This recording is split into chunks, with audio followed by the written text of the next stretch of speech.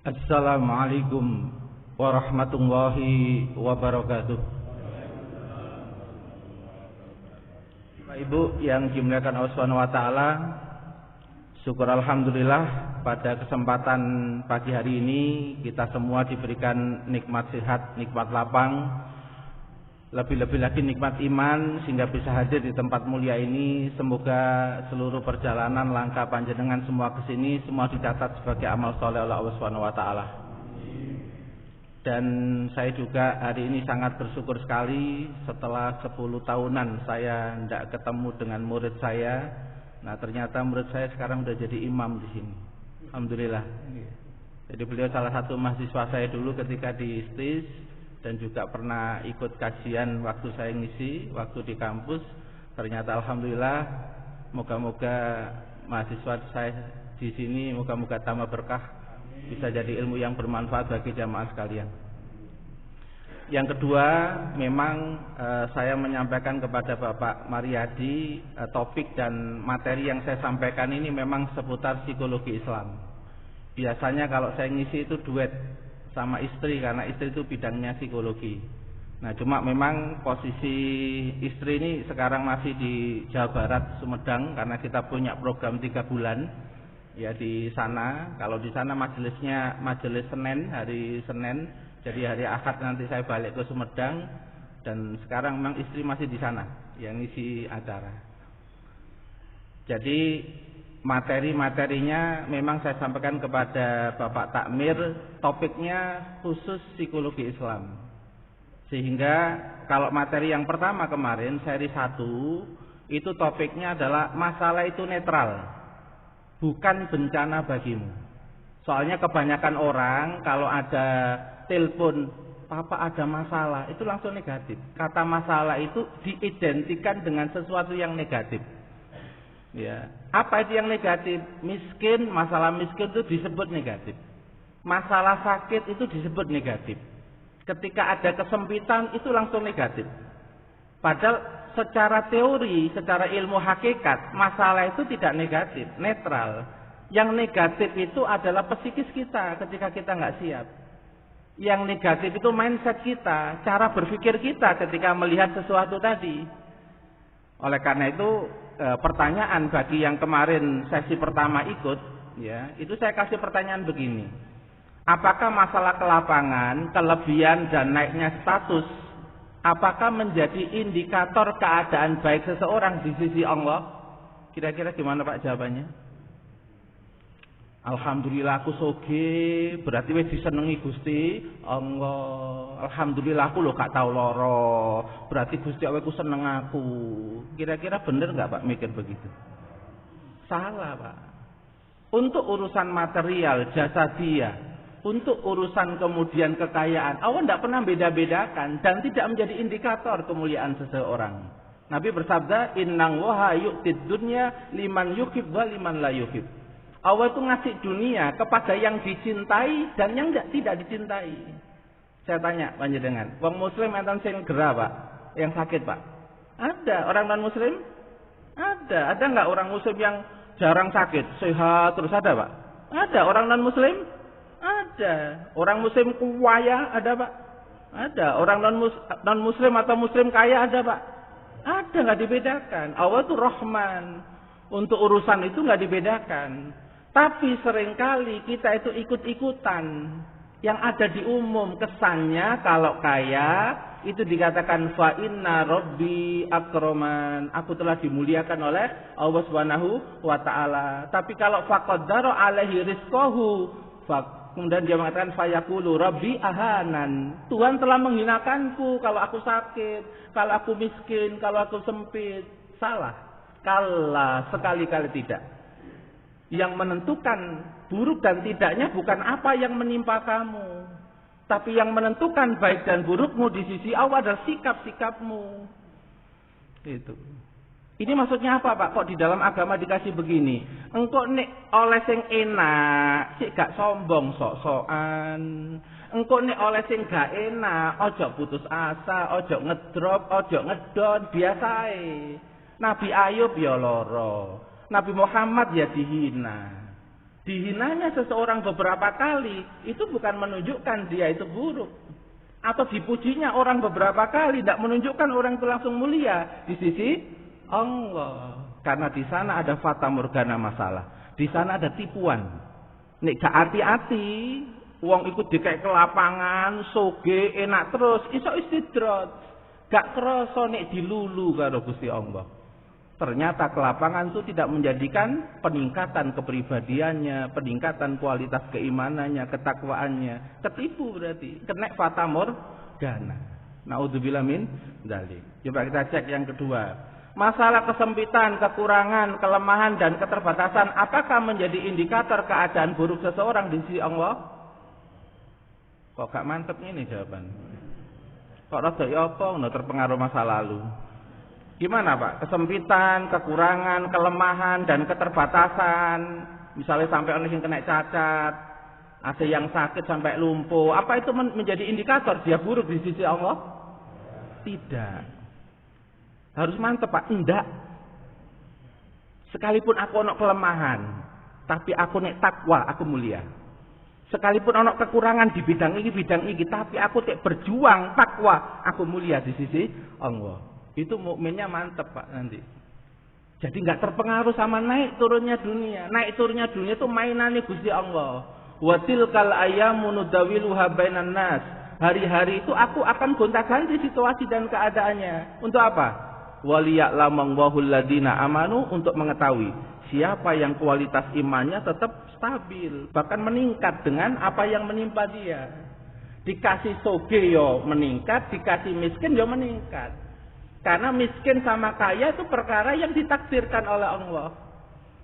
Sesuatu yang menimpa kepada kita. Yang ketiga, saat Allah menahanmu dengan kesempitan, kelemahan dan keterbatasan, apakah Anda masih bisa mengubah keadaan dan menjadi baik di sisi Allah? Oh, Masya Allah, rotok mantap sing ketiga jawabannya. Alhamdulillah, wis mulai Pak. Ya, wis mulai panas sih katanya. Ya. Alhamdulillah. Ya. Keempat, saat Allah melapangkanmu dengan kelebihan, kemampuan yang tinggi dan kekuasaan, apakah keadaanmu bisa menurun dan menjadi orang yang buruk di sisi Allah? Bisa. Makanya pas lapang, pas enak, ojo sok-sokan, terus lali, terus saenake dhewe, dikai kelapangan iku amanah. Nek soge iku tandane dijadikan distributor, bagian bagi. Ojo mbok simpen terus, koyok pohong. Tahu Pak tanaman pohong itu Pak? Koyoke kan awake kuru Pak ya. Padahal nang jero tanah. Gimana Pak? Enggak karu-karuan isin nang jero lemah nggih Pak nggih. Makane nasibe pohong iku mesti ngeblak kabeh dicabuti. Betul Pak nggih? Masyaallah, naudzubillah min dzalik. Nggih. Jenengan semerap petik Pak nggih. Petik niku enten petik petelur, enten petik daging nggih. Nah, sing rada awet niku pitik petelur, sing sering telur apa pitik sing gak telur Pak? Sing awet, uripe sing awet sing terus bertelur napa sing gak bertelur, Pak? Sing bertelur, soalnya sedekah terus. Masjid diinfaki, wong miskin di sedekah awet. Betul nggih? Tapi nek pitik mek nelek tok, gak tau bertelur. Ya Idul Fitri ya digorok. Nggih, Pak? Astagfirullahaladzim. Nggih.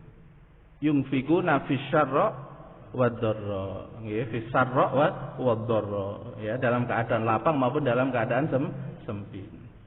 Nah, ini slide yang utama materi yang sebelumnya, Pak. Ini pengantar dulu, Pak, nggih, sebelum masuk, nggih. Jadi keadaan baik dan buruk yang menimpamu tidak otomatis menunjukkan kualitas baik dan burukmu di sisi Allah. Saya ulang lagi, Pak, nggih. Keadaan baik dan buruk yang menimpamu, baik itu maksudnya kaya, sehat, lapang, anaknya gak nakal, istrinya penurut, gak tahu cerewetan. Baik, ya Pak, menurut manusia. Buruk, bojone cerewet, anaknya gak iso diatur. Nggih, itu kan kesannya nek bojone cerewet, anaknya gak iso diatur. Itu kesannya suaminya itu buruk di sisi Allah, bukan. Wali-wali Allah itu diantara cobaannya apa? Dikai istri cerewet. Wali-wali Allah itu. Dia apa? Sarana latihan. Ditraining melalui istri sing cerewet, kadang ngomelan. Nah, nek suamine pinter ya meneng. Nggih. Wali-wali Allah itu punya dua resep, Pak. Ning ngadep istri sing cerewet. Pertama iku meneng dirungokno pas dhek cerewet, dadi tinggal ngopi. Nek sampean ditinggal ngopi berarti sik durung waline Gusti Allah. Ya, soalnya ana wong ate curhat, wong ate ngetokno gak enak kok sampean tinggal. Ya engko anu Pak, sesi 2. Pas sampean mulai dinteni gitu. Enggak mari-mari. Nggih. Jadi kalau wali Allah itu kalau ada sing cerewet malah didengerin.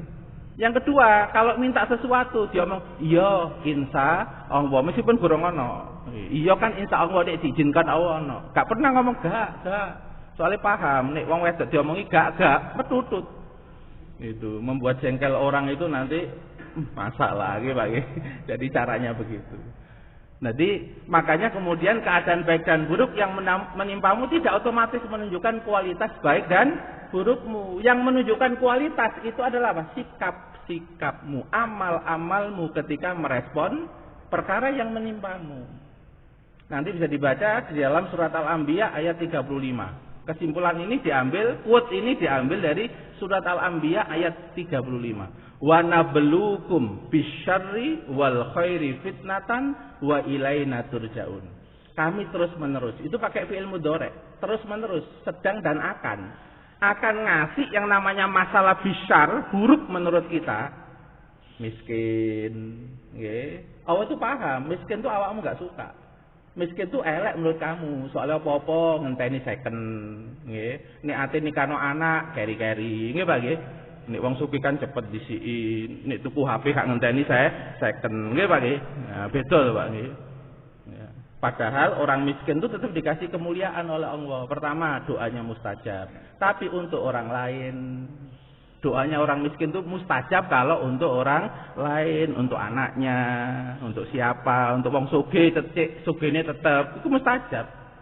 Tapi untuk dirinya gak ngefek. Gitu. Ada enggak Pak perumpamaan seperti ini? Ada, bisa ular. Bisa ular iku nek kanggo wong liya ngefek, tapi nang awake gak ngefek. Bener Pak? Bisa ular ngefek Pak kanggo nang awake, gak ngefek. Itu perumpamaan Pak dalam dunia binatang. Jadi wong miskin itu memang begitu disetting. Makanya nek wong tuane miskin, ahli ibadah, suka majelis ilmu, tak delok iki ya sukses-sukses kok anake. Mari tuwa ngono anake profesor, doktor, sugih. Pas tuwa ngono enteng ngono Pak. Soalnya pas miskin biyen tuh ya gak tau ngeluh, ya tetep pengajian, ya tetep donga kanggo anake, dilokno wong ku malah seneng. Alhamdulillah ya Allah, aku didolimi wong mustajab iki ya, mustajab. Betul nggih Pak nggih? Doane orang didolimi saksi napa mboten Pak? Saksi, tapi kebanyakan orang dipakai untuk mendoakan orang yang mendolimi, salah.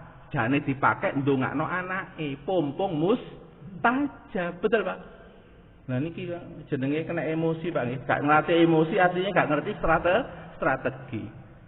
Padahal siang niku pengen doane mustajab diwangi poso, diwangi nang guwa barang ngono Pak. Nggih. Padahal Allah itu ngasih gak usah poso, gak usah tirakat, tapi awakmu siap didolimi wong mustajab langsung dongamu. Tapi aja ndongakno sing mendolimi. Nek ndongakno sing mendolimi, ndongakno sing apik ae. Cek mari sampean oleh jariah. Iku berarti ditawari bantu wong sing ngeleki jenengan.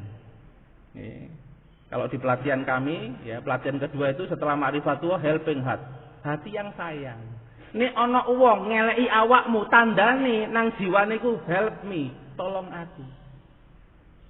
Karena dia yang berlaku jelek biasanya perjalanan hidupnya banyak mengalami kejelekan, banyak mengalami keburukan sehingga kalut. Alhamdulillah. Nggih, matur suwun barakallahu fiik. Nggih. Para jamaah sekalian, nggih. Jadi orang yang menyakiti kita itu sebenarnya Allah sedang menunjukkan dia itu ada problem. Tapi dia tidak bisa mengelola dirinya, butuh support orang lain, butuh bantuan orang lain. Nah cara bantu wong elek, ojo tambah dieleki. Nek tambah dieleki parah deh, penyakit jiwa nek tambah parah. Wong elek itu perlu disikapi minimal meneng.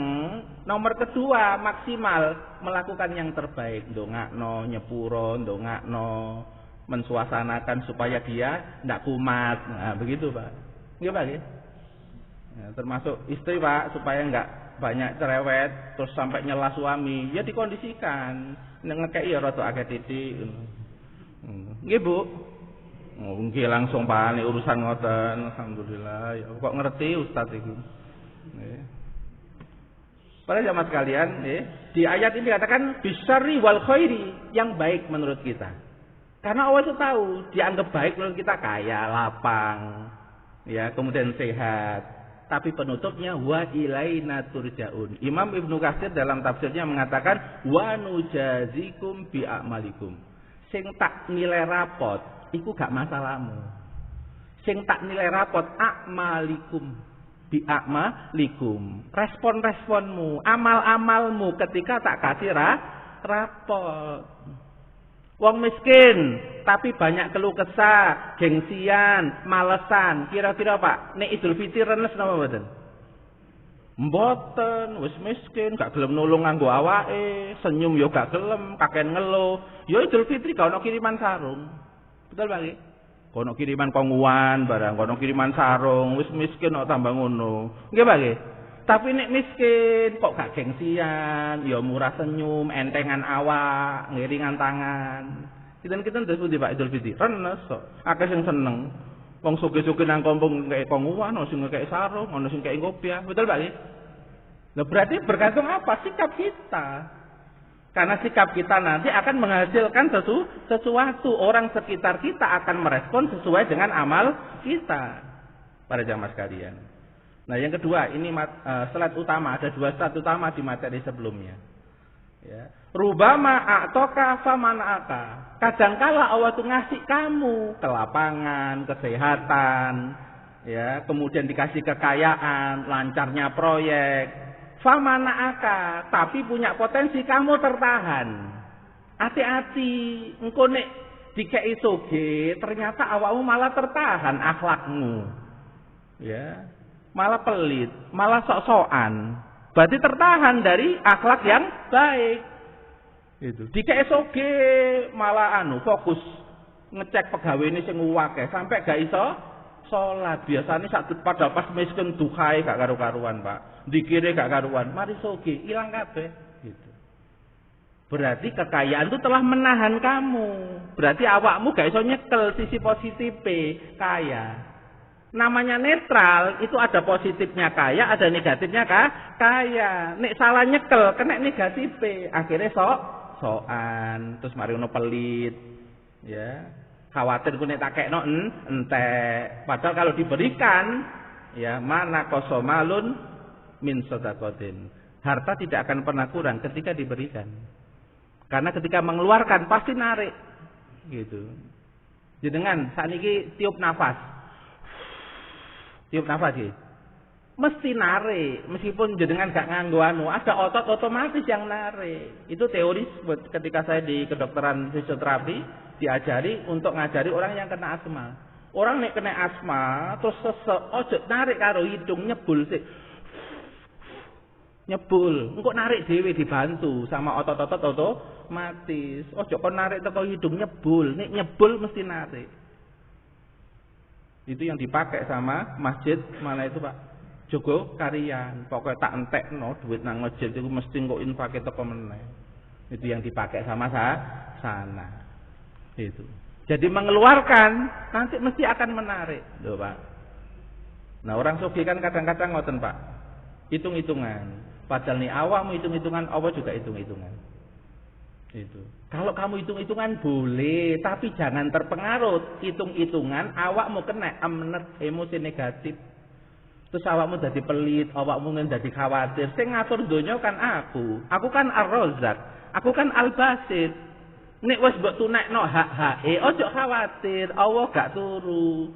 Allah iku sugih, gak lalian, ya loman. Nek dulur sampean wis sugih tapi lalian, gak oleh sampean. Nggih Pak nggih?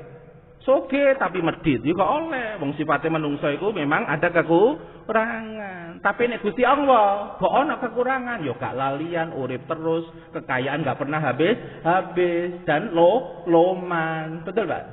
Berarti lu apik njaluk kerabat sing sugih napa njaluk Gusti Allah? Gusti Allah, Pak. Ibu-ibu kira-kira njaluk bojo napa njaluk Gusti Allah? Pas awal bulan niku lho kok gurung dikeki, niku kira-kira njaluk Gusti Allah apa njaluk bojo? Bener, njaluk Gusti Allah. Oh nggih pun alhamdulillah Pak. Nggih. Nggih.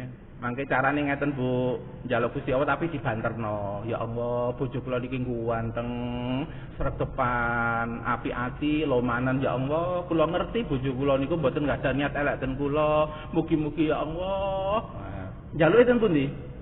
Gusti Allah, tapi krungu Bu bojone. Ha ngoten carane Bu nggih. Carane ngoten nggih, niku berarti njaluke tetep nang Gusti Allah, tapi bojone krungu. Ha ngoten nggih. Ya Allah itu. Jadi atine iku ngadepe nang Gusti Allah. Nek jasate gak apa-apa, ngadep makhluk, ngadep donya gak apa-apa, tapi atine niku milike Gusti Allah. Walakinna innama yang duru ila qulubikum. Akan tetapi aku lihat atimu, tapi nek atimu fokus nang donya gak tak delok. Atimu delok sikape makhluk, terus awakmu emosi gak tak delok, gak tak tolong awakmu. Berarti awakmu sek fokus nang makhluk nang donya. Kan kita ini ada lapisan jasad, Pak.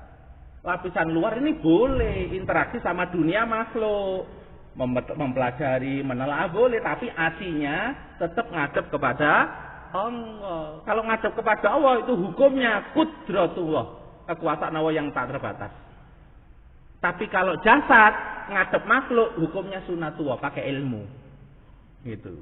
Jadi kalau dalam agama itu akalnya dipakai untuk menelaah, hatinya dipakai nyambung kepada Allah. Noto ati, noto akal, noto rasa, sikape outputnya. 3 organ jiwa kita yang utamakan hati, akal, sama nafsu.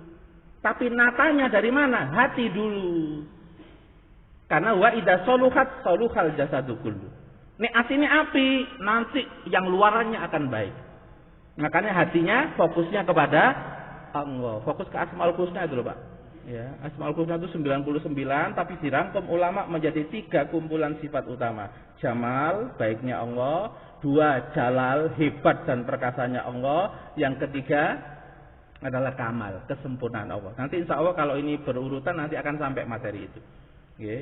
Para jamaah sekalian. Kemudian beliau mengatakan warubama mana'aka fa'toka. Kadang aku nahan kamu dengan masalah. Bojo loro, stadium 4 kanker. Tapi fa'toka, aku nyiapno jane. Nyiapno anugerah. Nek awakmu nrimo. Nek awakmu nelateni, sabar ngeladeni. Soalnya ada kisah nyata. Suaminya kena kanker stadium 4, ibunya ini belajar refleksi. Sampai menjadi pakar refleksi. Diakui sama kedokteran UNER dapat honoris causa. Buka praktek Pak di Sukolilo sana. Ya refleksinya.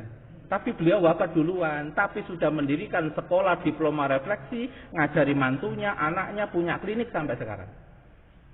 Padahal suaminya masih hidup. Tapi yang berjuang itu meninggal terlebih dahulu. Dapat banyak anugerah nggak Pak? Banyak, karena melihat suaminya bukan kemudian jengkel, ngene iki carane, ini bojo loro terus sapa sing ndak pernah begitu. Oh iya, loro teko Gusti Allah tak terima, berarti aku dikasih masalah penahanan, ditahan. Gitu. Tapi diterima, dijalani, terus nelateni belajar, terus diterapi, sembuh suaminya. Para jamaah sekalian. Dapat apa, Pak? Kemuliaan dunia dan akhirat. Gitu.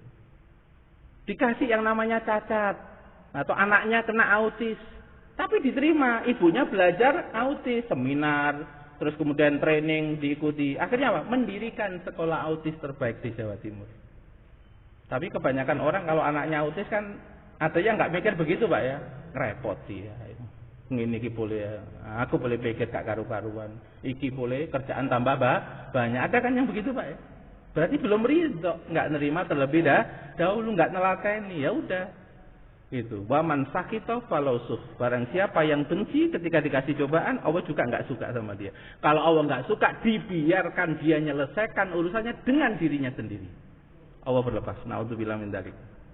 Makanya Pak, seburuk apapun yang menimpa, trimonse, menerima itu satu hal, mengubah itu berikutnya. Trimonse. Itu. Nek nerima gak iso, mesti ruwet.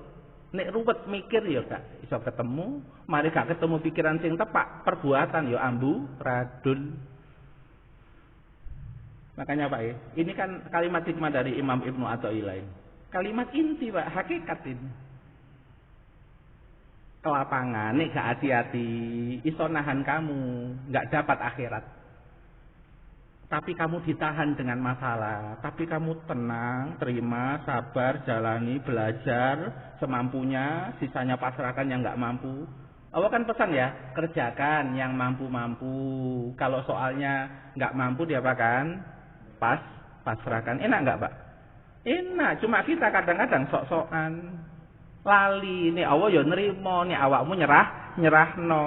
Tapi kita memaksakan diri. Kan ada Pak, memaksakan diri sampai lali ibadah, memaksakan diri sampai nabrak akhlak, ngantem uang, bersaing sama orang sampai nipu. Naudzubillah min dzalik. Nah, masalah yang menimpa kita baik berupa kelapangan maupun kesempitan berarti bersifat positif, negatif, napa netral? Oh, alhamdulillah, wis masuk Pak ini. Jawabannya benar netral ya, alhamdulillah. Perkara yang mengubah masalah menjadi bencana atau berkah ditentukan oleh beratnya masalah, mendadaknya masalah, atau sikap terhadap masalah. Oh ya, berarti cepat berarti. Berarti pinter-pinter Pak Masjid Radul Jannah ya Pak. Hitungane mbah-mbah sepuh niki tinggal ya, barokah ilmu niki. 7. Pihak yang perlu kita waspadai agar masalah tidak berubah menjadi bencana adalah beratnya masalah diri sendiri atau orang lain. Ini kan jawaban dengan diri sendiri, tapi kebanyakan di lapangan. Kalau ada masalah, lebih banyak nunjuk orang lain apa nunjuk dirinya sendiri? Oh ya jujur, alhamdulillah ya. Nek jujur tuh Allah juga seneng berarti ngaku ya. Kalau ngaku itu innang wa yuhibbut tawwabin. Allah itu seneng orang yang mau ngaku, mau kembali setelah ngaku itu ya. Ada juga sing nyalano masalah, nyalano urusan yo enten gitu. Padahal urusan sama orang, pelakunya itu kita. Ya, pelakunya itu kita. Kalau kitanya positif, orang lain sekalipun negatif 50, kalau kita positif 200, gak ngefek min 50 itu kepada kita. Itu kata para ulama, nek awakmu wis nyamudra, asin nggih, dikai air tawar telung gentong, yo tetep asin, gak terpengaruh. Soalnya hatimu wis nyamudra. Siapa hati yang nyamudra? Hati sing fokus ngadep Allah, kebaikannya Allah, kesempurnaannya Allah, kehebatannya Allah. Jadi nggak gampang khawatiran, nggak gampang resahan, nggak gampang takut sama situasi dan keadaan. Karena situasi keadaan makhluk sama urusan dua-duanya dibawa kendali. Keputusan pengaturan Allah Subhanahu wa Ta'ala. Kalau kita takut atas suatu urusan, resah atas suatu urusan, khawatir atas suatu urusan, tandanya kita disuruh nyambung untuk tawakal. Betul Pak? Oh coba adepi dhewe, iku lho dikai sinyal, awakmu khawatir resah tandane kudu nyambung nang Gusti Allah. Cek napa? Tenang, ala bidzikrillahi tatmainul qulub, nyambung sama kesempurnaannya Allah, nyambung sama kebaikan-kebaikannya Allah. Nah, coba ini terakhir. Di bawah ini merupakan aspek diri yang perlu kita waspadai, kecuali keyakinan, mindset, cara berpikir, standar, keinginan dan tuntutan, emosi, sikap fisik, mimik wajah, pilihan kata, intonasi, gerakan anggota tubuh, dan beratnya masalah. Kecuali mana, Bu? Yang perlu kita waspadai kecuali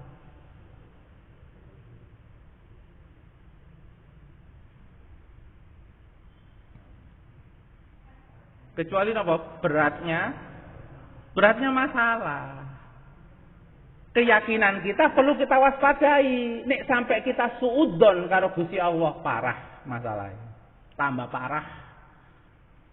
Karena Nabi sudah mengatakan, ana inda doni abdi bi, hadis qudsi ini. Aku tergantung persangkaan hambaku. Indonna khairon, kalau yakinnya tetap baik, walaupun dunianya jatuh, makhluknya tidak karu-karuan, tapi dia tetap baik kepadaku, maka falahu, kebaikan akan segera mengarah kepada dia. Ya, kebaikan itu dalam makna apakah situasi keadaannya diubah oleh menjadi baik, atau kebaikan itu nanti disimpankan di akhirat, tetap menjadi bagian kehidupan dia. Wa indon nasarron, kalau dia nyangka buruk, ya, maka keburukan juga akan mengarah kepada dia. Mindset, cara berpikir. Orang itu kalau mikirnya jelek, kira-kira efeknya jadi jelek apa Pak? Betul Pak? jadi jelek. Itu. Karena mikirnya jelek. Itu kan ada orang Arab Badui. Ketika orang Arab Badui ini suwakit, panas, parah, Nabi mengatakan tohurun la ba'sa insyaallah. Ya, insyaallah pembersih dosa, enggak apa-apa itu. Tapi apa orang Arab Badui? Orang Arab Badui mengatakan saikhun kabir. Aku ini udah tua, matafur, panas juga semakin meninggi, tasiru ilal kubur, paling mau masuk kuburan. Sampai Nabi mengatakan 4 kali arba'a marat untuk mengingatkan, ojo mikir elek. Jangan berpikir jelek. Akhirnya apa, Pak? Besok sorenya bener mati beneran. Ya. Itu terbukti waktu ada Covid itu. Di rumah sakit ada anak muda masih kuat tapi ngenes. Tapi ada orang tua kena diabetes tapi pasrah. Sing sihat maneh sinten? Wong tuwek kena diabetes tapi pasrah nang Gusti Allah. Pun pasan jenengan nek wae obat niki ngasih efek ke tubuh saya jenengan kan An-Nafi yang memberikan efek manfaat jenengan. Yang memutuskan manfaatnya 80%, 70% jenengan. Mbok obate iku obat sing profesional apa enggak? Sing nangani profesional apa enggak? Kula mboten terpengaruh sing model-model fisik-fisik pokoknya madhep jenengan lah. Nafi, An-Nafi, karena paham awal itu An-Nafi. Itu. Dia sehat, Pak. Malah yang muda malah mati. Meninggal dunia. Makanya disuruh jaga. Cara mikirnya tidak boleh salah. Standar. Enten mau betul Mbak standar berpikir yang salah? Ada. Pokoknya anak duwe ya pengen ya turuti. Pompong nang donya. Iku ketokane kan bener Pak mikir begitu. Tapi akan salah kalau nggak bisa ngukur. Awakmu pendapatannya mek 2 juta, keinginanmu 4 juta mbok turuti terus, entek awakmu. Betul Pak? Imam Ali kan mengatakan, ya, mahala kamruun ya'rifu qadra nafsi, tidak akan rusak kehidupan seseorang kalau pintar mengukur kapasitas dirinya. Nah itu kan standar Pak. Standar yang dipakai sebagai acuan itu keliru. Akhirnya tindak tanduknya keliru. Maka perhatikan standar-standar. Gitu. Kayaknya kalau kaya itu nama baik, nek miskin itu nama buruk. Itu standar itu dihapus. Wong sing ngatur kaya miskin bukan saya kok, takdirnya Allah. Bahkan dalam hadis riwayat Ahmad dikatakan ajaban lil mukmin la yaqtillahu lahu syai'an illa khairan. Tidaklah Allah mentakdirkan baginya illa khairan, kecuali baik. Karena semua yang keluar dari sisi Allah bagi orang beriman enggak ada yang buruk. Karena Allah itu zat maha baik, kebaikannya melebihi murkanya. Betul Pak? Kebaikannya itu melebihi murkanya. Ya, Bismillahirrahmanirrahim, bukan Bismillahil muntakim. Ya, bukan Allah yang punya kemampuan menyiksa, enggak, tapi Ar-Rahman Ar-Rahim didahulukan. Makanya kalau maksiat beberapa kali menghadap pada Allah saja, taubat saja, mau 1 juta kali taubat saja. Betul Pak? Wong Allah itu maha penerima taubat. Gitu. Okay. Nah, ini Pak yang kemarin ya. Nah, sekarang seri 2. Ya, seri 2 ini judulnya masalah adalah sunatullah kehidupan. Ya, ini karena waktunya nggak cukup Pak sampai yang ujian. Nanti kelihatannya pertemuan berikutnya. Okay? Masalah ini sunatullah kehidupan. Jadi cara berpikirnya masalah itu sunatullah. Ya, Allah Subhanahu Wa Taala itu sudah ngasih informasi di dalam surat At-Tolak ayat 12. Allah menciptakan langit yang 7, bumi yang 7. Kemudian perintah-perintah Allah itu akan terus menerus. Ya, akan terus yatanazzalu. Kalau menggunakan tafa'ala ya tafa'alu itu turunnya terus-terusan. Ya, turunnya terus-terusan. Al-amru, apa yang dimaksud dengan amru? Para ulama mengatakan 2, takdir dan syariat. Perintah Allah itu turun terus, menimpa kamu terus. Karena ada Al-Quran, ada para nabi yang telah tersampaikan. Juga takdir akan menimpa terus, karena sudah ada catatan Lauhil Mahfuz. Akan terimplementasi takdir-takdir itu. Yang dalam takdir itu nanti ada sebagian dapat kelapangan, sebagian dapat kesempitan, sebagian dapat kebaikan menurut pandangan dia, sebagian dapat keburukan menurut pandangan dia. Tapi pandangan ini bersifat nisbi, tergantung persepsi masing-masing. Misalnya saya ke sini Pak naik motor, tengah perjalanan ternyata bocor ban saya. Bagi saya ban bocor ini menghambat saya, tapi bagi tukang tambal ban alhamdulillah. Betul? Nah, tergantung disetting hidup ini ono sing masalah, soalnya jadi rezeki bagi yang lain. Jenengan sakit, ada penyakit, siapa yang untung? Dokter. Siapa yang untung? Dodolan obat, tapi aja seudon Pak karo dokter, karo dodolan obat iki paling rekayasa. Aja begitu, enggak baik ya. Ya enggak mesti juga gitu. Ya. Karena apa? Memang settingannya begitu sama Allah Subhanahu wa taala, dibuat ya naik turun berbeda-beda. Itu untuk apa? Untuk saling ngetes, saling membutuhkan dan kadang saling ngetes. Dadi wong elek itu penting. Untuk apa? Ngetes level kebaikan jenengan tuh level piro. Anak wong loro itu penting untuk ngukur ngetes level kedokterannya. Murid-murid yang bodoh-bodoh itu penting, Pak, untuk ngukur kualitas gurune iso enggak ngangkat arek bodoh terus jadi kemelut. Kamlot maksudnya, Pak. Ya, jadi prestasinya tinggi. Itu kan sampai ada itu profesor siapa itu bidang matematika untuk membuktikan bahwa matematika itu bisa dipelajari siapa saja, yang dari Papua itu, yang dari desa-desa dikumpulkan di sana. Terus dikasih training bulanan, Pak, belajar matematika bisa ternyata. Berarti kan bukan masalah kayak apa namanya modalnya dia kecil, tapi metodenya ternyata membuat orang bisa menjadi lebih mudah. Itu, loh Pak, gitu. Nah makanya kemudian, jadi Allah itu terus-menerus ngasih takdir sehingga nanti akan muncul problem. Problem itu menimpa kita sejak kita dalam kandungan. Ada yang dikasih jatah di kandungan, ada yang dipilih setelah lahir, ada yang dipilih baru kemudian ketika SD, ada yang dipilih ketika SMA. Beda-beda Pak, dipilih Pak. Kan ada yang dalam kandungan wis kebulet tali pusar, nggih Pak nggih. Ono gitu, nggih. Yo areke sakno. Tapi yang menyelesaikan siapa? Yo emak-e, ibu-e. Gitu. Dikasih sakit ketika habis melahirkan. Tapi ada juga yang melahirkan yo enteng, setelah itu sampai SD yo enteng, tapi masalahnya ketika remaja anaknya. Itu. Karena itu dipergilirkan sama Allah Subhanahu wa taala, terserah Allah yang milih. Karena semua yang terjadi ini disebutkan dalam surat Taghabun ayat 11, ma asaba min musibatin illa bi'nillah. Apapun yang menimpa kita ini illa bi'nillah. Semua itu karena takdir dan kehendaknya Allah Subhanahu wa taala. Sehingga tidak ada satupun situasi dan kejadian kecuali itu di bawah kendali Allah Subhanahu wa taala. Ini dalam tafsir As-Sa'di, ya, Imam As-Sa'di Al-Hambali, mazhabnya Hambali, beliau mengatakan tentang ayat ini, hada amun li jami'il masaib. Ini bersifat umum, musibah yang bersifat umum. Mau yang baik menurut pandangan kita maupun buruk menurut pandangan kita. Kita dapat kekayaan, kita dapat kemiskinan, itu ada catatannya. Itu. Dan kita tidak boleh menganggap saya kaya itu karena usaha saya, nggak boleh. Itu sikapnya korun, sampai lupa bahwa kayanya dia itu adalah karena pemberian dari Allah. Itu. Fin nafsi dalam diri kita, wal mali dalam harta kita, wal waladi terhadap anak kita, wal ahbabi terhadap orang-orang yang kita cintai, wa nafihim dan sejenisnya mereka. Fajami'u ma asobal ibad, dan semua yang menimpa hamba itu fa bi qadaillah wa qadrihi, adalah karena keputusan takdirnya Allah.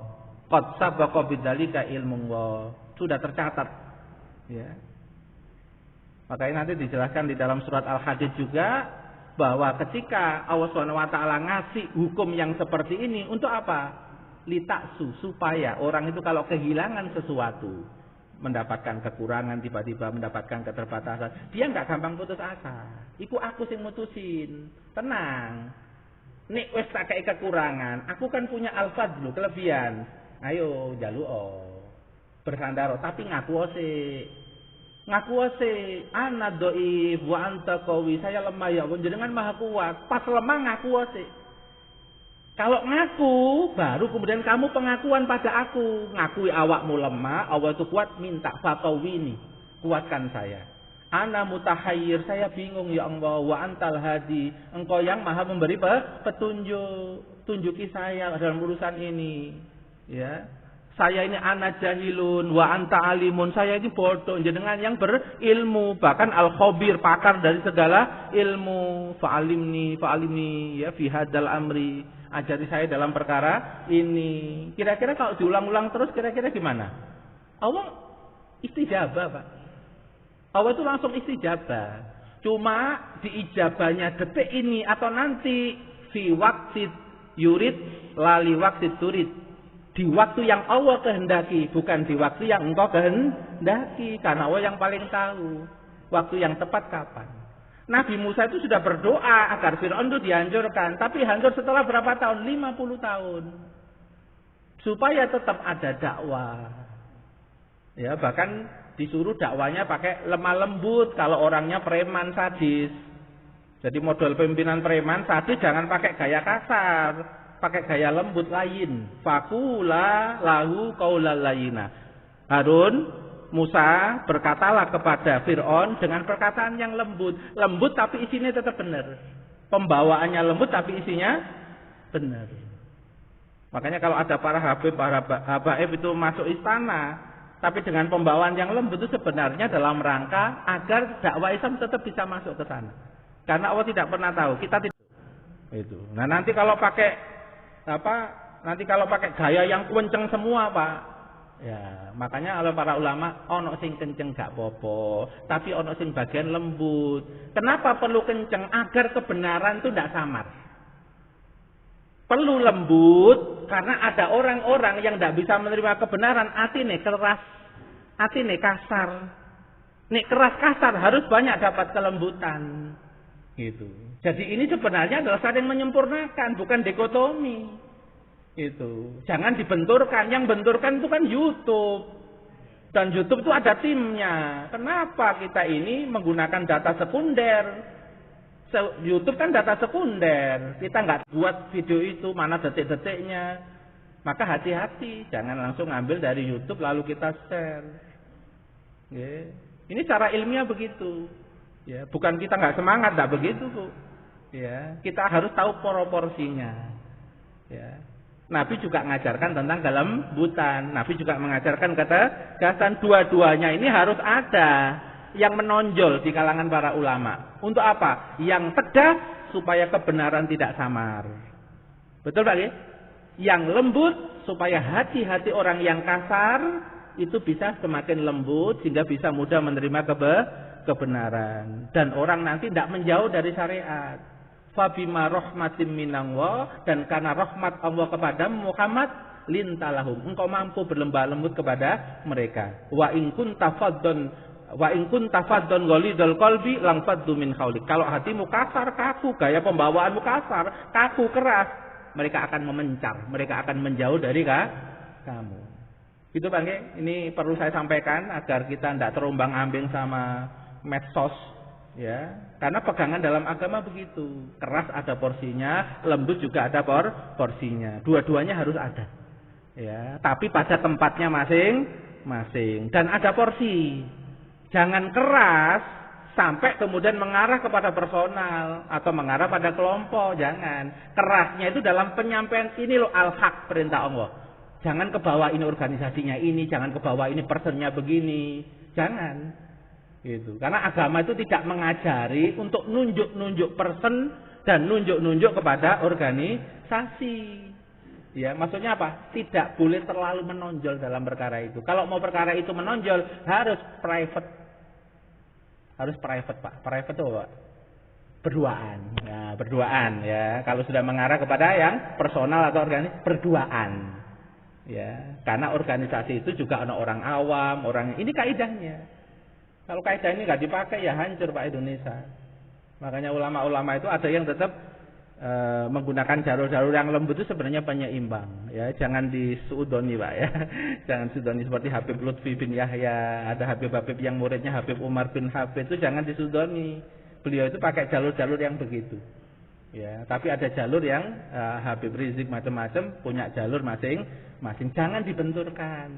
Mereka tetap saudara yang punya porsi masing-masing dan punya faedah masing-masing. Kira-kira kalau memahami begini jadinya enak nggak Pak ukhuwah itu Pak? Enak Pak ukhuwah, Pak. Ketemu siapa saja jadinya enak. Gitu. Betul nggih? Nah, ini Imam Ibnu Athaillah As-Sakandari ngasih kunci Pak. Ya, la tastagrib buku al-aqdari madum fi hadidar. Karena sudah tahu bahwa Allah itu yang akan menurunkan takdir sehingga muncul masalah. Wa nablukum bisyarri wal khairi tadi itu. Kemudian akhirnya manusia itu ada yang mengalami sejak di kandungan, ada yang sejak SD, SMP sampai tua pun kadang-kadang juga masih mengalami masalah. Ya, kebanyakan kalau tua kan masalahnya dengan cucu. Gitu ya. Itu dengan cucu, berbeda cara mengajari cucu sama cara anak mengajari anaknya kalau tinggal serumah, ada aja. Tapi ada solusinya semua, ada caranya. Itu. Nah, para jamaah sekalian, maka Imam Ibnu Athaillah itu ngasih mindset. Jangan heran, jangan kaget kalau di dunia itu masih ketemu yang nggak enak. Karena hakikatnya dunia memang disetting begitu. Disetting nggak enak. Untuk apa sih? Supaya hatimu itu fafiru ilallah. Ngadep kepada Allah Subhanahu wa Ta'ala. Disetting nggak enak supaya kamu itu gampang rendah, gampang tawadu, gampang merendah. Ya. Orang kena musibah sama orang kena kekayaan Pak, yang gampang merendah yang mana Pak? Kena musibah. Ada orang Pak ya sukses terus, ikut pelatihan bisnis sukses terus, sampean ajari tentang cara berbisnis. Kira-kira gimana? Awakmu ngomong apa? Sek enom, sek junior ngomong apa? Betul Pak? Tapi ketika dia itu tiba-tiba jatuh, habis semua kekayaannya, terus ada yang bilangin, kira-kira dengerin apa enggak Pak? Mulai dengerin, iya yo, aku kurang hati-hati, aku kurang waspada. Nah yo kan, biar kan tak omongi. Nah baru ngerti Pak ya. Nah itu artinya apa? Musibah itu ada manfaatnya. Musibah itu bisa merendahkan hati sehingga orang mudah mendapatkan ibrah, mendapatkan hidayah, mendapatkan ilmu. Makanya para orang soleh itu kalau datang sakit dikatakan ini hari raya. Ya, ulama orang soleh mas ini hari raya. Karena ini waktunya nafsu itu diikat dengan musibah sehingga dia nggak liar, sehingga akal dan hati saya ini lebih banyak berfungsi. Nah, itu masalah Pak nih para ulama. Para ulama itu kalau dengan urusan dunia intine donya itu gak enak. Ini yang diucapkan oleh sahabat Abdullah bin Mas'ud. Ad-dunya kulluha gumum. Seluruh dunia itu isinya sebenarnya kesusahan. Intinya donya itu susah. Tapi kalau kamu dapat kelapangan kesenangan, itu bonus. Kira-kira beda enggak Pak dengan orang yang kalimatnya terbalik? Donya iku isine seneng, tapi nek kena gak enak, iku jenenge jenenge apa Pak? Musibah. Itu pakai yang pertama itu lebih selamat. Kenapa? Karena dia akan lebih siap. Ibaratnya apa? Wa tu'minu bil qadari khairihi wa syarrihi. Dia itu lebih siap dengan takdir yang buruk-buruk karena mindsetnya sudah siap dengan yang buruk. Betul Pak? Tapi kalau pakai kaidah yang tadi, intinya dunia itu ya seneng, lapang. Berarti dia siapnya dengan takdir yang enak. Pas kena ndak enak, drodok. Betul Pak? Masya Allah saya baca para ulama itu kalau punya mindset itu pinter Pak. Langsung diambil yang paling mendasar. Ya. Jadi setelah membaca kitab Al-Hikam itu akhirnya tambah lapang. Ternyata dunia itu intinya susah, tapi ini pas enak itu bonus DP. DP nang dunia. Soalnya apa? Di dalam hadis Sahih Muslim dikatakan Allah tidak pernah menyia-nyiakan kebaikan hambanya. Untuk orang Muslim diberikan di dunia semuanya. Misalnya ada orang non Muslim berbakti sama orang tuanya, rezekinya ya renes. Ya, non Muslim Pak, penjahat Pak ya. Tapi baik hati pada orang tua, jarang kecekel loh Pak karo polisi. Kena sarip tambah yoso buruk wayaina. itu kalau Surabaya Pak ya, yang apa drama radio itu ya. Karena ridho wa fi ridhol walidain. Padahal ibu yo gak ngerti nih anak iku cari rezeki dari perkara yang haram. Tapi kalau ibunya seneng ridho ndonga nang Gusti Allah jadi tolong. Gusti Allah tidak beda-bedakan Pak. Itu. Jangankan urusan itu, iblis dulu Pak, kan wis niat elek, betul Pak? Jadi berdoa enggak kepada Allah? Berdoa minta ya Allah panjangkan umur saya. Saya nanti akan mau menyesatkan ini keturunan Adam. Betul Pak? Dikabulkan enggak Pak? Dikabulkan. Maka dikabulkan doa itu tidak menjadi indikator baik dan buruknya seseorang di sisi Allah, kata para ulama. Karena ada jenis orang itu dikabulkannya doa beberapa kali, tapi malah menjadi istidraj buat dia. Hati-hati Pak ya. Jadi ada standar-standar yang kalau kita nggak detail, nggak rinci, kadang-kadang kita ini jadinya apa? Waduh, aku ndongaku bolak-balik kabul ya. Oh berarti Gusti Allah seneng karo aku. Hati-hati. Nek bolak-balik kabul, kok omongan sampean tambah sakarepe dhewe, pribadine sampean kok tambah ngedrop. Wah, itu bisa jadi istidraj. Itulah yang dinamakan harus waspada. Yang diwaspadai siapa? Diri kita sendiri. Gitu. Maksudnya apa? Sudah keluar nggak pikiran kita yang baik, keyakinan yang baik, emosi yang baik, gitu. Sikap-sikap yang baik. Kalau udah keluar berarti semua yang keluar dari lapisan diri kita baik semua. Lapisan fisik baik, lapisan nafsu baik, lapisan pikiran baik, lapisan hati baik. Kalau seperti ini, Masya Allah. Ya ayat Tuhan nafsul mutmainah irji'i ila rabbiki radiyatam mardiyah. Para jamaah sekalian. Nah, bila masalah merupakan sunatullah kehidupan, apakah ketidakmauan kita terhadap masalah akan mengakibatkan masalah hilang atau berakhir?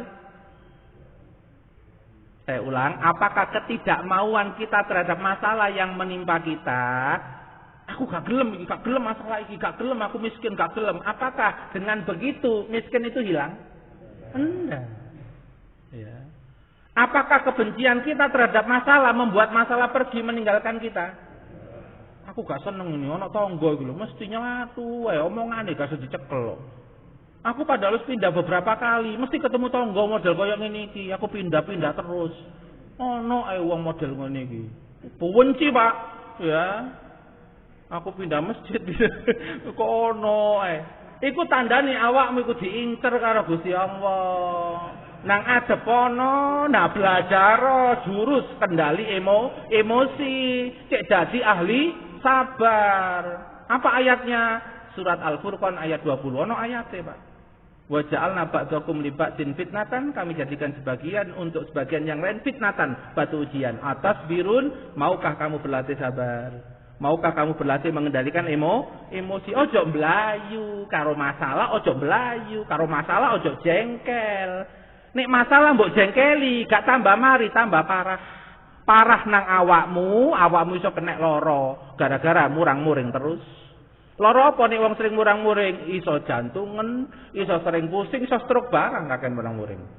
Itu. Karena psikis itu berefek pada fisik, fisik juga berefek pada psikis. Psikis berefek pada pikiran. Gak tambah pinter sampean nek sering murang-muring. Itu. Ini kurang 2 slide Pak nggih. Tidak apa-apa nggih, salat suruhnya mundur dikit tidak apa-apa nggih. Kalau nggak dapat suruh Pak, kalau jenengan sudah biasa suruh, tetap dihitung jenengan dapat suruh karena mendahulukan majelis ilmu. Ya, karena ini yang lebih afdol. Ya, jadi jangan khawatir, waduh Ustaz nggak dapat salat suruh rek. Nah, ini mata di gurung. Dan majelis ilmu itu lebih tinggi. Mikirnya begitu. Soalnya kemarin waktu di Sumedang itu ada klien Pak, orangnya umur 70-an, Masya Allah ibadahnya. Puasa, sholat, tahajud, enggak berhenti-berhenti, terus kena sakit. Nah beliau itu kena emosi negatif di mana? Aku kok loro, berarti aku gak iso ibadah. Beliau belum dapat ilmu, kalau loro, terus sampai gak iso tahajud, sampai gak iso poso, sampai gak iso nyaman, melakukan ibadah yang lain gara-gara sakit, dikira amalan kemarin terputus. Amalan kemarin gak dikasih pahala sama Allah. Padahal kalau sudah terbiasa sebelum sakit itu tahajud, terus gara-gara sakit 2 bulan itu dia nggak tahajud, dia tetap dicatat sebagai orang tahajud selama 2 bulan itu karena sakitnya. Ada hadisnya Pak, orang yang musafir, orang yang sakit, lalu dia tidak bisa melaksanakan wiridnya, kebiasaan hariannya, sunahnya tetap dicatat sebagai ahli di bidang itu. Karena dia bukan meninggalkan apa adanya, tapi karena berbenturan dengan kewajiban yang lebih utama, agenda yang lebih utama. Ini kan dengan ilmu Pak bisa dijawab. Soalnya masalah ini juga pernah menimpa anaknya Imam Ahmad bin Hambal. Ketika Imam Syafi'i datang ke rumahnya Imam Ahmad bin Hambal. Imam Ahmad itu kan sholat tahajudnya nggak berhenti-berhenti Pak. Banyak Pak. Nah gurunya Imam Syafi'i datang. Ternyata ketika bermalam di Imam Ahmad bin Hambal, nggak kelihatan Imam Syafi'i itu tahajud. Ya, setelah Isya beliau berbaring, setelah itu kemudian subuh tanpa wudhu langsung sholat subuh. Nah, anaknya kan bingung, terus tanya. Terus akhirnya Imam Ahmad bin Hambal tanya, jenengan tadi malam kok begitu? Apa jawaban beliau? Aku sejak habis isya itu tidak tidur sama sekali. Saya berbaring itu sambil menyelesaikan 72 persoalan fikih. Kalau orang tahajud, itu kebaikan untuk dirinya. Kalau menyelesaikan 72 persoalan fikih, itu jadi ilmu bermanfaat bagi banyak orang. Jariahnya banyak mana? Itu disadarkan Pak dengan ilmu. Ya. Maka dengan ilmu itu orang itu akan nanti menjadi lembut, tidak gampang suudzon, tidak gampang menyangka yang jelek-jelek, karena ada ilmunya. Ya. Bapak punya ibu siang-siang hari Senin masakkan, ya, telepon juga jenengan, nak ke rumah ya aku masakno, tapi jenengan biasa puasa Senin Kemis. Kira-kira puasa Senin dipertahankan apa moka, Pak? Moka. Karena pahala yang paling afdol itu membahagiakan orang. Ya, membahagiakan orang, apalagi ini ibunya. Terus puasa sunnah gimana? Tetap dapat pahala puasa sunnah meskipun dibatalkan zuhur. Karena pembatalannya itu karena mengambil amalan yang lebih afdol, bukan gara-gara kemudian untuk pinggir jalan ono es jauh. Masya Allah. Ini kan dengan ilmu Pak, gitu. Karena dengan ilmu akhirnya kita lapang melihat orang dengan pandangan yang lebih luas, gitu. Jadi apakah kita bisa memilih masalah hidup kita? Enggak. Jadi kita tidak siap, tiba-tiba ada masalah. Itu masalah tidak jadi kasihan Pak pada kita. Nggak bisa kasihan masalah itu. Cuma kalau kita pengen dapat masalah yang kita siap terus, ada doanya. Ya, doa pertama di Al-Quran, Rabbana wala tuhammilna ma la taqata lana bi. Membiasakan doa itu supaya nggak dapat mendadak yang nggak siap. Ya, jangan kau bebankan kepada kami perkara masalah yang kami nggak mampu. Berarti apa? Antara soal sama kemampuan di sini lebih berat soalnya. Itu. Padahal ketika berat itu tidak apa-apa juga sih. Kita juga bisa pasrahkan kepada Allah. Atau doa yang lain pagi dan sore, Allahumma inni as'aluka min fujatil khair. Saya minta mendadak enak, wa a'udzubika min fujatil syarr. Saya berlindung dari mendadak tidak enak. Itu doa pagi dan petang. Itu boleh pakai doa itu. Kalau nggak doa itu kok tiba-tiba dapat mendadak yang nggak enak, ya nggak apa-apa juga. Karena Allah itu zat yang maha baik. Tidak siapnya kita berarti kita disuruh mencolot, melompat untuk fight-nya naik. Soalnya ini gak diwantem dadak ngono iku gak sadar. Itu. Oh itu paham iki mentalnya sejak cilik gak dilatih bapak ibu Misal tak gedak kae karo masalah sing mantep cek kemudian apa? Jadi wong sepun riyen orang tua itu. Cek moncor ya. Pikiran cek moncor ya, batinnya supaya bangkit. Jadi dengan sunatullah yang pasti terjadi, maka kita harusnya menerima atau menolak masalah? Menerima. Menerima itu bahasanya ridho, Pak. Ya. Karena ridho itu nanti kalau kita sejak masalah datang kita nerima dulu, ada dua potensi. Yang pertama, ya, masalah segera mereda, atau yang kedua, masalah itu cepat selesai. Kenapa begitu? Karena penerimaan terhadap masalah akan meredakan emosi negatif. Yang membuat parah masalah yang kita terima itu adalah bukan masalah itu, tapi emosi negatif yang masuk dalam masalah itu. Betul apa betul, Pak? Ada masalah, Pak. Ya, kita tidak bisa kunjungan ke pesantren gara-gara ono pandemi Covid. Padahal wis 6 bulan iki, wis mari PPKM dibuka tiba-tiba mendadak Omikron, gak iso meneh. Omikron diinformasikan cepat penyebarannya. Ibunya kan muncul resah, panik. Betul lagi? Nah itu ketika muncul resah dan panik, itu berarti apa? Muncul emosi negatif. Kalau resahnya dibiarkan, kira-kira ibu itu di dalam rumah murung apa enggak, Pak? Murung, gak iso ngladeni suami. Masak ya rasane asin kabeh, ya Pak? Berefek pada kehidupannya. Padahal kalau ada resah, itu tandanya disuruh tawakal. Kan dikasih tahu awakmu gak iso ngurus anakmu, meskipun anakmu itu adalah orang yang kamu cintai. Kok gak pasrahno aku? Aku kan iso ngatur. Aku kan iso ngurus dan pengurusanku itu 24 jam. Betul Pak nggih? Kula yaumin huwa fi syan. Setiap hari itu awas itu sibuk mengurus makhluknya itu. Betul nggih? Tergantung kalau kita minta anak kita diurus oleh Allah ya diurus. Cuma kebanyakan kan baperan. Alah Mbak, anakku ya apa iki Mbak wis 6 wulan, Mbak. Ya apa iki? Mari ketemu meneh karo wong, ya apa Mbak, iki ngene iki wis suwe aku lho jane kangen. Kira-kira gimana, Pak? Ya enggak tenang di sininya. Ibadah ya gak khusuk, karo bojo ngomong ya sengak. Bisa tambah parah masalah, Pak. Bisa timbul masalah yang lain. Tapi kalau terima dulu, oh nggih ya Allah. Kan saya setiap sore raditu billahi robba. Saya ridho, engkau yang mutusin, engkau yang mengatur. Sekarang saya pasrahkan pengaturan pengurusan anak saya, ya Allah. Dari kepala, ya Allah, sampai kakinya jaga, ya Allah. Dari berbagai penyakit. Bisa nggak Pak gitu, Pak? Bisa. Karena kalau kita berdoa sungguh-sungguh, apalagi doa orang tua, mustajab buat anak. Wis dikasih informasi, salah satu doa yang paling mustajab, doa orang tua kepada anak. Kenapa fasilitas itu nggak dipakai? Kok malah baperan? Kok emosi negatif? Jadi yang memperparah itu emosi negatif kita. Ya, makanya kemarin waktu di pelatihan Ma'rifatullah itu, indikator orang Ma'rifatullahnya itu sudah mulai mantep adalah Pak, nolnya emosi negatif di setiap keadaan. Karena emosi negatif itu tanda dia sudah kemasukan hawa nafsunya. Gitu. Penerimaan terjadi karena seseorang mampu menundukkan keinginan, harapan dan tuntutannya. Sampai niku resah, sampai jengkel kan gara-gara keputusan pondok. Pengennya sampai itu berkunjung, tapi pondok memutuskan tidak boleh untuk keamanan bersama. Tapi gara-gara kangen sampai yang keterlaluan, sampai kan jengkel. Aturan kok ketat koyo ngono, penyakit teko ya teko, gak ya gak. Berarti apa? Karena ketuntutan kebanteran tuntutan nih. Supaya enggak gampang muncul emosi negatif, yang kita damaikan apa? Tuntutan kita, keinginan kita. Karena dua-duanya muncul dari hawa nafsu. Hawa nafsunya diajari, iki kerajaane Gusti Allah, gak kerajaanmu. Awakmu iku budak, gak tuan. Sing gawe aturan ki tuan, gak budak. Meneng. Wis trimo sih. Betul Pak? Kalau begitu cepat tenang napa mboten, Pak? Kita punya kehendak, Allah juga punya kehendak. Kehendak siapa yang berjalan? Ya kehendaknya Allah lah. Makanya orang tidak kena yuwaswisu fi sudurinas kalau apa? Qul a'udzu birabbin nas. Awakmu itu Rabbnya itu Allah, yang ngatur, mengurus, mengendalikan kamu itu Allah. Malikin nas, kamu itu miliknya Allah. Kamu mau dikeplak, mau dijongkrokno, meneng.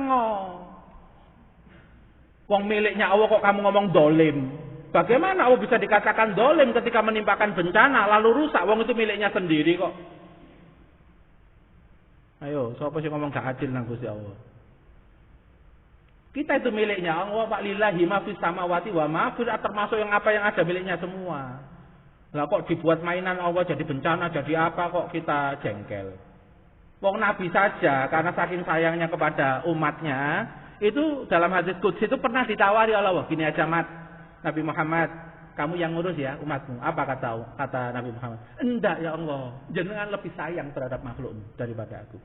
Itu cerdasnya Nabi Muhammad Sallallahu Alaihi Wasallam. Karena Allah itu sempurna sifat-sifatnya dan Nabi tahu beliau kurang, terbatas juga, masih manusia. Penerimaan ridho akan membantu akal tetap jernih. Jadi akalnya nanti nggak akan ruwet. Yang membuat kemampuan akal menurun kalau emosi orang itu naik. Karena teorinya jungkat-ungkit, emosi naik, akal turun. Kalau emosinya diredakan, akalnya naik. Makanya orang bertakwa itu nanti bisa dapat ilmu dari Allah Subhanahu wa taala. Wattaqum wa yu'allimukumullah. Bertakwalah kepada Allah, Allah akan mengajarkan ilmu kepada kamu. Jadi gampang Pak mengambil memori masa lalu itu gampang. Kenapa? Karena terbiasa pengendalian tenang jiwanya. Ya, terpanggil memorinya. Kan belajarnya sudah banyak, Pak. Orang itu kenapa sudah S3 tapi kena masalah kok langsung drodok, gak iso dipanggil memori yang dia pelajari karena tidak pernah melatih nafsunya. Sehingga ketika mendadak datang kaget nafsunya karena nggak pernah terkendali, nggak pernah latihan ketika nggak ada masalah. Latihannya itu sebelum ada masalah, latihan pengendalian itu. Sehingga pas ada masalah mendadak jiwanya sudah siap, nafsunya sudah siap. Terlatih mementingkan orang daripada mementingkan dirinya, terlatih memudahkan orang, lebih baik saya sulit dulu orang lain yang mudah. Nah, itu orang yang bisa tenang itu kan kalau punya prinsip yang begitu. Itu. Karena kalau dia memudahkan orang, dia dimudahkan oleh Allah Subhanahu wa taala. Kalau dia menolong orang, Allah akan menolong dia. Dia nggak nuntut dia balas. Biarin nolong lepas lupakan, nolong lepas lupakan. Nanti kita diurus Pak, dibantu, dimudahkan oleh Allah. Ya. Penerimaan ridho mengundang pertolongan dan penolakan mengundang murka. Betul Pak?